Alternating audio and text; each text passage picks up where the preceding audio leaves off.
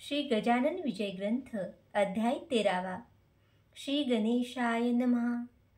हे संत वरदा श्रीधरा, हे दयेच्या सागरा, हे गोप गोपी प्रियकरा, तमाल नीळा पावहरी, तुझे ईशत्व पाहण्याकरिता जेव्हा झाला विधाता, गाई वासरे चोरिता यमुना तटी गोकुळात, तेव्हा तू निज लीले करून गाई वासरे होऊन ब्रह्मदेवा कारण आपले ईशत्व दाविले।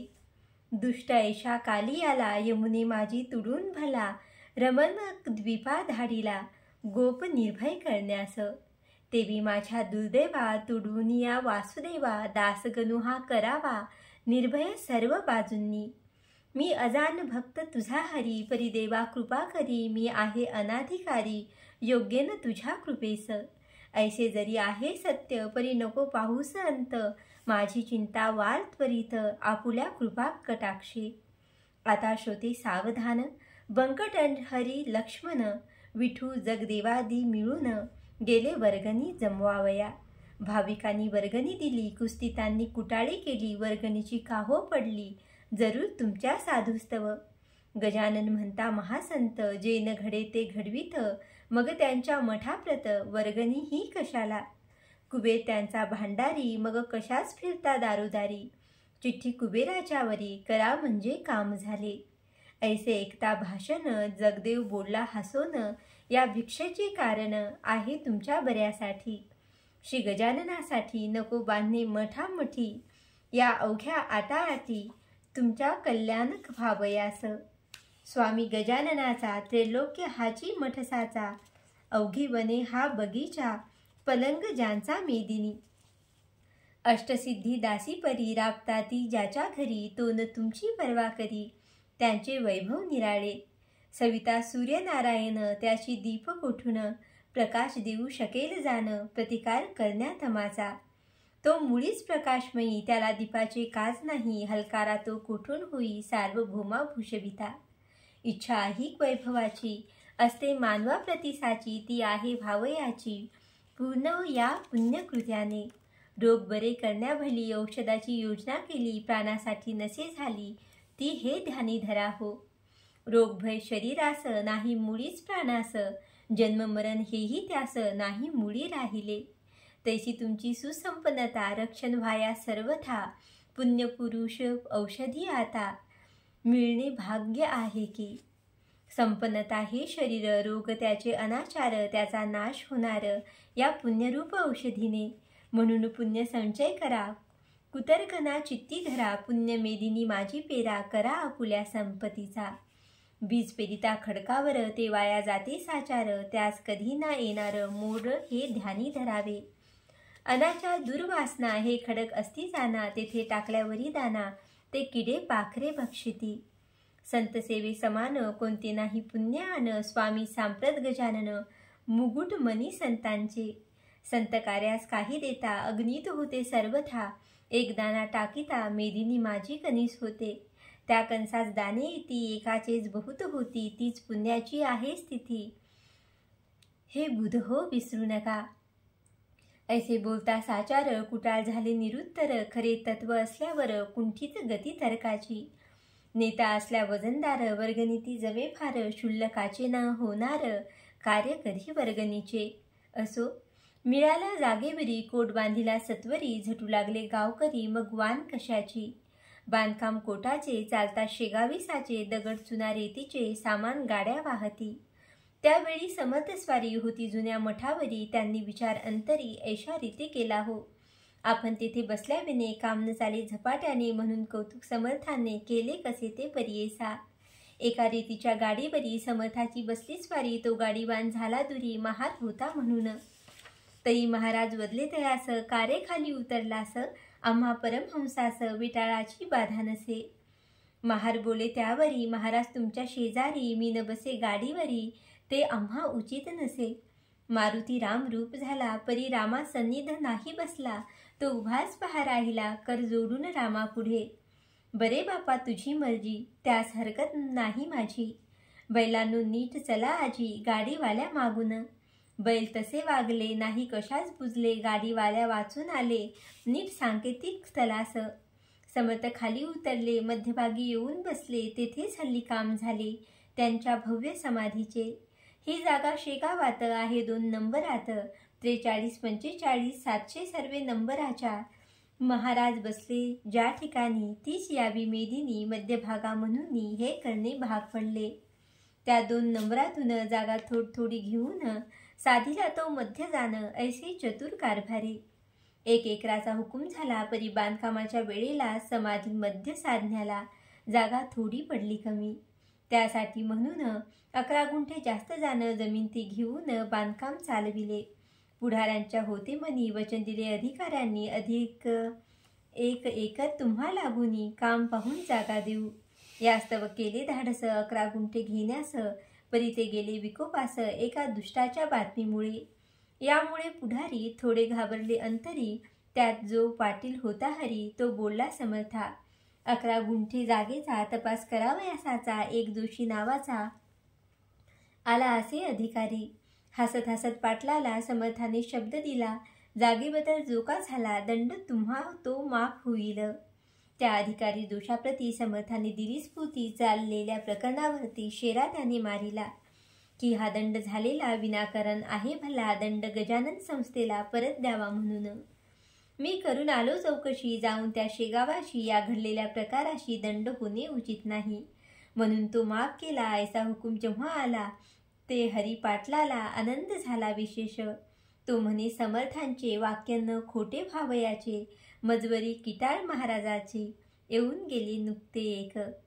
त्यावेळी महाराजांनी भिवू नकोस म्हणून तुझ्या एकाही केसा लागुनी धक्कान त्याचा बसेल.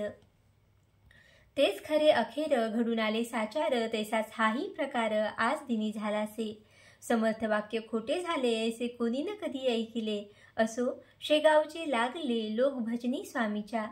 आता नव्या जागेत आल्यावर जे काही घडले प्रकार म्हणजे समर्थांचे चमत्कार ते आता वर्णितो.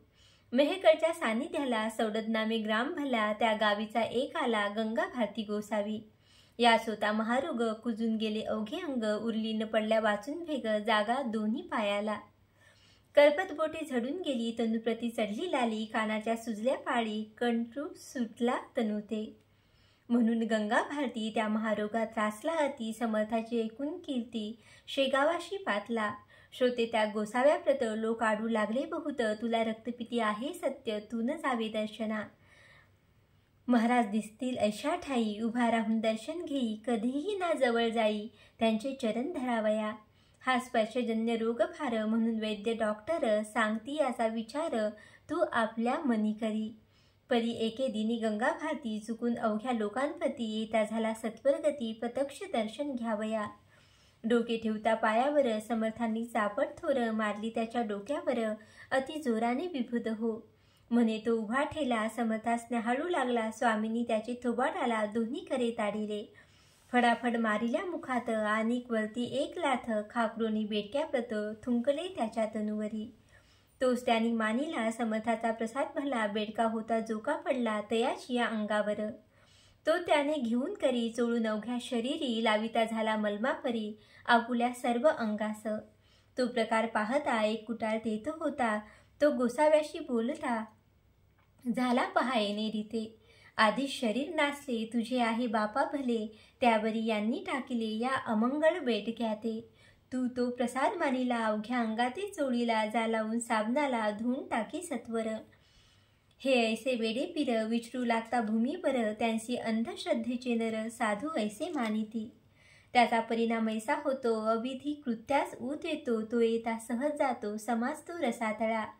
याची तुझे उदाहरण तू औषध घेण्याची सोडून आलास किरे धावून या वेड्या पिशापाशी. गोसावी ते ऐकता हसू लागला सर्वथा, म्हणे तुम्ही येथेच चुकता याचा करा विचार. अमंगळ साधूपाशी काही न राहते निश्चयेची, कस्तुरीच्या पोटाशी दुर्गंधीना वसे कदा. तुम्हा दिसला बेडका तो हा प्रत्यक्ष मलम देखा, कस्तुरीच्या सारखा सुवास येतो या लागी. तुम्हा संशय असल्यास पहा माझ्या अंगास, हात लावून या खास म्हणजे कळून येईल की. त्यात थुक्याचे नाव नाही अवघी औषधी आहे पाही, मी तुका वेडा नाही बेडक्यास मलम मानणारा. तुझा त्याशी संबंध नव्हता म्हणून बेडका दिसला तत्वता. समर्थाची योग्यता त्वानमुळी जाणली. त्याचे पाहण्याप्रत्यंतर चाल जाऊ एक वार. स्नान केलेल्या जागेवर वेळ आता करू नको. समर्थ स्नान प्रति दिवशी करतील त्या जागीशी. तिथल्या ओल्या मातीशी मी लावितो निजांगा. ऐसा संवाद तेथे झाला. दोघे गेले स्नानस्थळा. तो कुटाळाशी आला. अनुभव गोसाव्या परीच. मृत्तिका स्नानस्थळाची दोघांनीही घेतली साची. तो गोसाव्याच्या हाती बेसली औषधी होऊन. कुटाळाच्या हातात ओलीस माती आली खचित. दुर्गंधीही किंचित येत होती तिला. तो प्रकार पाहता क्षणी कुटाळ घोटाळला मनी. कुस्तीत कल्पना सोडून शरण गेला समर्था. असो कोणी गोसाव्याते जवळ बसू देत नव्हते. हा दूर बसून भजनाते करी स्वामी पुढे नित्य. आवाज गंगा भारतीचा पहाडी गोड मधुर साचा. अभ्यास होता गायनाचा त्या गंगा भारतीला. ऐसे 15 दिवस गेले. रोगाचे स्वरूप पालटले. लालीने ते सोडिले तयाच या अंगाला. चाफे झाले पूर्ववत. भेगाच्या पदीच्या निमाल्या समस्त. दुर्गंधीचा मोडला त्वरित ठाव त्याच्या श्रोते हो. गोसाव्याचे ऐकून भजन होई संतुष्ट समर्थ मन. प्रत्येक जीवा कारण गायन हे आवडते. बायको गंगा भारतीची अनुसया नावाची. ती शेगावी आली साची न्याया निजपतीला. संतोष भारती कुमार होता तिच्या बरोबर. येऊन पतीस जोडिले कर चला आता गावाते. तुमची व्याधी बरी झाली ती मी दृष्टी पाहिली. समर्थ साक्षात चंद्रमौळी आहेत हेच खरे असे. मुलगा तेच बोलला म्हणे बापा गावी चला. पुसून गजानन महाराजाला येथे राहणे पुरे झाले. गंगा भारती म्हणे त्यावर मला नका जोडू कर. आजपासून साचार मी तुमचा खचित नाही. ही अनाथांची माऊली. स्वामी गजानन येथे बसली. त्यांनी माझी उतरविली धुंदी चापट मारून. राख लावली अंगाप्रत आणि चित्त तुझे संसारात. केलीस विटंबना बहुत या भगव्या वस्त्राची. ऐसे संकते बोलले थापड्या मारून जागे केले. आता डोळे उघडिले संसाराचा संबंध नको. हे संतोष भारती कुमारा तू तुझ्या आईस नेई घरा. येथे नकोस राहू जरा. सवडत जवळ करावे. हिचे जीवमान जोवरी तोवरी हिची सेवा करी. ही तुझी माय खरी हिला अंतर देऊ नको. मातोश्रीची करिता सेवा तो प्रिय होतो वासुदेवा. पुंडलिकाचा ठेवावा इतिहास तो डोळ्यांपुढे. मी येता सवडदात पुन्हा रोग होईल पूर्वपत. म्हणून त्या आग्रहात तुम्ही न पडावे दोघांनी. आजवरी तुमचा होतो आता देवाकडे जातो. न जन्माचा करून घेतो काहीतरी उपयोग. हा वाया गेला खरा नराचा जन्म साजिरा. चुकेल 84चा फेरा. ऐसे 7 सांगितले. समर्थ कृपेने निश्चिती झाली मला ही उपरती. या परमार्थ खिरीत माती टाकून नकारे मोहाची. ऐसे सांगून कुटुंबाला मुलासह सवडदाला. दिले धाडून राहिला आपण तसाच शेगावी. पदपदांतरे समर्थाची आवडीने म्हणावी साची. त्या सगला कला गायनाची येत होती विबुध हो. प्रत्यही तो अस्तमाना एक तारा घेऊन जाना. समर्थाच्या सान्निध्याना बैसून भजन करीत असे. एकूण त्याचे भजन इतरांचेही हर्षे मन. वस्तू अशीच आहे गाणं रंजविणारी सर्वाते. हा गंगा भारती बरा झाला. रोगाचा पत्ता मोडला. मलकापुरास पुढे गेला गजाननाच्या आज्ञेने. असो एकदा पोषमाशी झामसिंग आला शेगावाशी. बोलता झाला समर्थाशी माझ्या गावास चला हो. मम भाच्याच्या गृहाला आडगावी नेण्याला. मी आलो होतो आपणाला तई आपुला करार. ऐसा होता समर्था मी नाही येता आता. नको करू आग्रह वृत्ता पुढे मागे येईन. त्याला दिवस झाले बहुत आता चला मुंडगावात. मी आहे आपुला भक्त माझी इच्छा पूर्ण करा. मुंडगावात माझे घरी काही दिवस राहा तरी. मी अवघी करून तयारी न्याया आलो आपणा. झामसिंगा बरोबर मुंडगावी आले साधूवर. दर्शना लोटले नारी नर तो न आनंद वर्णवे. झामसिंगाने भंडारा घातीला असे थोर खरा. मुंडगाव झाले गोदा तीरा दुसरे किहू पैठण. पैठणा माझी एकनाथ मुंडगावी गजानन संत. भजनी दिंड्या अमित आल्या भजन करावया. आचारी लागले स्वयंपाका. अर्धा स्वयंपाक झाला निका. ते महाराज बोलले देखा ऐसे झामसिंगाशी. झामसिंगा आज चतुर्दशी. मुळीस आहे रिक्त तिथी. भोजनाच्या पंक्ती पौर्णिमेला होऊ दे. झामसिंग बोला यावर. स्वयंपाक झाला तयार. लोक जमले आहेत फार. आपला प्रसाद घ्यावया. स्वामीने केले बोलणे तुझे व्यवहार दृष्टीने. योग्य परी हे न माने. त्या जगदीश्वराला झामसिंगा हे अन्न न येईल उपयोगा कारण तुम्हा प्रापंचिका लागून आपलेच व्हावे वाटते. पंक्ती बसल्या भोजना तो एकाएकी आकाश जाना भरून आले गर्जना होऊ लागली मेघांची. चमके वीज माथ्यावरी झंझावाट सुटला भारी कडा कडा ती कांतारी लागली झाडे मोडावया. घटकेत पाणी पाणी झाले अन्न ओघे वाया गेले. मग झामसिंगाने विनविले महाराजांस येणे रीती. आता महाराज उद्या तरी मुळी न व्हावे आजच्या परी हिरमुष्टी होऊन बसली खरी अवघी मंडळी गुरुराया. निवारा या प्रजन्याला हा नव्हे पावसाळा अगांतुक बेटा आला आमचा नाश करावया. आता पाऊस पडेल तरी शेतीचे होईल वाटोळे ते पहा सकळ. मग म्हणतील लोक ऐसे झामसिंगे केले पुण्य हा भंडारा घालून ते भोवले आम्हा लागून. वा खूप तऱ्हा पुण्याची. महाराज म्हणाले झामसिंगा ऐसा संचित होसी कागा तुला न उद्या देईल दगा हा पर्जन्य कधीही. आताच मी वारितो त्यासी ऐसे बोलून आकाशाशी पाहू लागले पुण्यराशी. तो आभाळ फाकले मे क्षणात निघून गेले सर्व ठाई ऊन पडले हे एका क्षणात झाले अगाध सत्ता संतांची. दुसरे दिवशी पौर्णिमेला थोर भंडारा पुन्हा झाला तो नियम चालला अजून त्या मुंडगावी. झामसिंगाने आपुली इष्टे सर्व अर्पण केली महाराजांची चरणी बली त्या मुंडगाव ग्रामात. लोक त्या मुंडगावात समर्थाचे झाले भक्त पुंडलिक भोकरे म्हणून त्यात एक जवान पोऱ्या असे. हा उकिरड्या नामक कुंब्याचा पुत्र एकुलता एक साचा भक्त झाला महाराजांचा ऐन तारुण्या माझारी. हे उकिरडा नाम वऱ्हाडात पोळ नसल्या वाचत लोक नवसे ठेवितात ऐसा प्रघात त्या प्रांती. ते पेटण्या तेलंगात केरपुंजा महाराष्ट्रात तैसा उकिरडा वऱ्हाडात नाव ठेवती बालकाचे. हा पुंडलिक वद्य पक्षाशी करावया वारीशी येत नियमे शेगावाशी घ्याया दर्शन समर्थाचे. जैसे का ते वार करी वद्य पक्षा माझारी जाती इंद्रायणीचे तिरी देहू आळंदी गावाला. तैसा झा वऱ्हाडात वारी वद्य पक्षात करी येऊन शेगावात परम भावभक्तीने. असो एकदा वऱ्हाडात रोग ग्रंथिक सन्निपात बळावला अत्यंत गाव बाहेर पडले की. या तापात ऐसे होते प्रथमता थंडी वाजते अंगज्वराने तप्त होते डोळे होती लाल बहु आणि कोठेतरी सांध्यावर ग्रंथी उठे सत्वर.